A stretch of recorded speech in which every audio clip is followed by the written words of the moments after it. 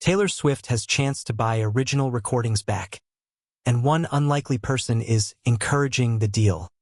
Sources. It may not be such a cruel summer this year. Taylor Swift will finally have the chance to buy back the original recordings of her first 6 albums. Sources tell Page 6. After their original sale prompted one of the bitterest fallouts of her career. Swift had bad blood with music impresario Scooter Braun in 2019, after he bought the master recordings of her first albums for $300 million, prompting her to re-record them all as Taylor's versions. At the time, Swift accused Braun, who managed Justin Bieber and, at one time, Kanye West but not Swift, of being a bully and the definition of toxic male privilege in our industry. Braun sold the recordings 1 year later to investment firm Shamrock Capital for a profit, but the company is now interested in selling them back to Swift, and we're told the person encouraging Shamrock to do so is Braun. Interestingly enough, one of the individuals who is encouraging this deal to take place is Scooter, who was at the center of the deal the first time around alongside Big Machine, said a source, referencing Swift's original record label. The albums back under negotiation are Taylor Swift, Fearless, Speak Now, Red, 1989, and Reputation.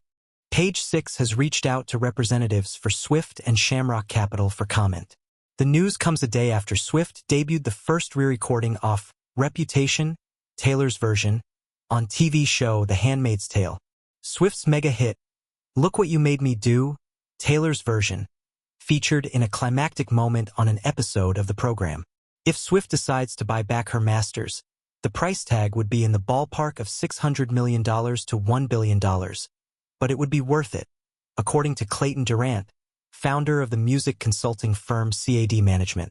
He explained that if she owns both the old and new recordings of her songs, she stands to make the lion's share of publishing royalties from both. She will also have full control over her own catalog and be able to control whether they are licensed for use in commercials, film and TV shows, at political rallies and more.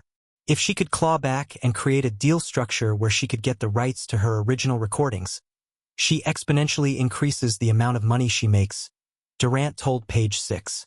She's making money off the publishing still from the original songs, but not as much as from the Taylor's versions, which she owns, he said.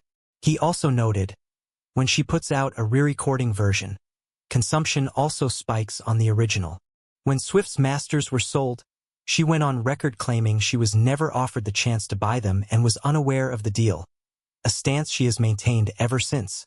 However, a source told website The Blast the sale was being discussed with music insiders for almost a year and was widely known across the industry. Meanwhile, sources told Page 6, her father, who was a shareholder in Big Machine, made $16 million from the sale and must have known about it. That notion is supported by emails sent at the time showing Scott Swift had contributed to a data room for the company which purchased the masters, according to TMZ. The team at Shamrock want to make sure that Taylor has knowledge that they are trying to put this deal to her, as they are not sure that she was ever offered them the first time around. We're told. This was echoed in the Max documentary, Bad Blood, which suggested that Swift was offered the chance to buy her master tapes in 2019 by BMGL boss Scott Borchetta, and again by Braun when he sold them to equity firm Shamrock in October 2020. It also called into doubt the existence of an NDA. Swift said she was made to sign and notes that her father Scott netted a $15.1 million payday due to the deal after his minority stake in BMLG was sold to Braun. In 2005, when Swift was 15, she inked her first record deal with Big Machine, co-founded by country star Toby Keith, in Nashville, signing on for 6 studio albums.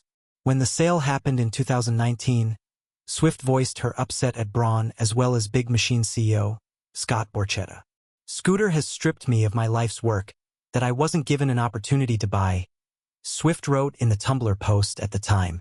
Essentially, my musical legacy is about to lie in the hands of someone who tried to dismantle it, she alleged. Swift's decision to re-record her first 6 albums ignited an industry-wide conversation about artists' ownership of their own work, how labels work, and the monetization of songs. She's so rich. She's already a billionaire. How much further does she want to go? Maybe it's a principal thing for her, Durant said.